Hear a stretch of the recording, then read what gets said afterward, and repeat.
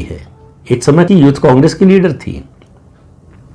वहां से निकली हुई ममता बनर्जी, उन्होंने अपनी पार्टी बनाई 1998 में और उसके बाद संघर्ष किया और आज पश्चिम बंगाल की 13-14 साल से मुख्यमंत्री हैं। 2011 में पहली बार जीती, 2016 में दूसरी बार जीती और 2021 में तीसरी बार जीती। इससे आप अंदाजा लगाइए कि संगठन का बल खड़ा करने से क्या होता है, अपनी राजनीतिक बुद्धि का इस्तेमाल करने से क्या होता है। इसका उदाहरण है ममता बनर्जी। तो ममता बनर्जी ने जिस कांग्रेस से निकली थी उसी कांग्रेस को का सफाया कर दिया पश्चिम बंगाल में। तो पश्चिम बंगाल में कांग्रेस और तृणमूल कांग्रेस के बीच में कोई संबंध नहीं है।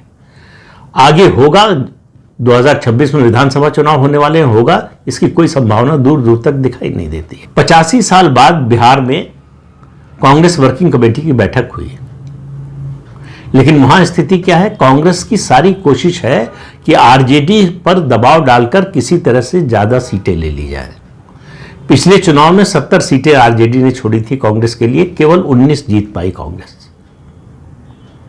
तो इससे उसकी स्ट्राइक रेट का अंदाजा लगा लीजिए। आज तक तेजस्वी यादव और आरजेडी नेताओं को अफसोस होता है कि कांग्रेस को इतनी सीटें क्यों दी। अगर नहीं दी होती तो शायद आरजेडी की सरकार, उसके गठबंधन की सरकार बन गई होती। 2020 में ही तेजस्वी यादव मुख्यमंत्री बन सकते थे। अब फिर से कोशिश ये नहीं हो रही है कि हम नंबर 1 पार्टी बने, हम अपनी जड़ें फिर से खोजें। कोशिश ये हो रही है कि आरजेडी कृपा करे और हमको पहले से ज्यादा सीटें दे दे। उसकी भी संभावना मुझे तो नहीं दिखाई दे रही है। आरजेडी की कोई मजबूरी हो गई तो बात दूसरी है। और मजबूरी क्या होगी? अगर आरजेडी को लगेगा, जो उत्तर प्रदेश में समाजवादी पार्टी को लगा कि मुस्लिम वोटों का बंटवारा हो सकता है, लेकिन समाजवादी पार्टी को इसलिए लगा कि कांग्रेस अलग से लड़ने वाली थी, गठबंधन नहीं था, इसलिए गठबंधन कर लिया। यहां तो कांग्रेस गठबंधन में है और मुझे नहीं लगता कि कांग्रेस में इतना साहस है कि वो सीटों की संख्या जो मांग रही है न मिलने पर गठबंधन से बाहर निकल जाए।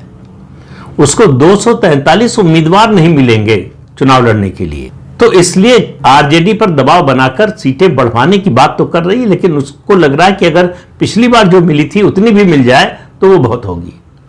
इसी तरह की लड़ाई महाराष्ट्र में हुई कांग्रेस और उद्धव ठाकरे की पार्टी। कांग्रेस वहां चूंकि लोकसभा चुनाव में उसने अच्छा परफॉर्म किया था, तो इसलिए जो है वो नंबर 1 पर रहना चाहती थी, सबसे ज्यादा सीटें लड़ना चाहती थी।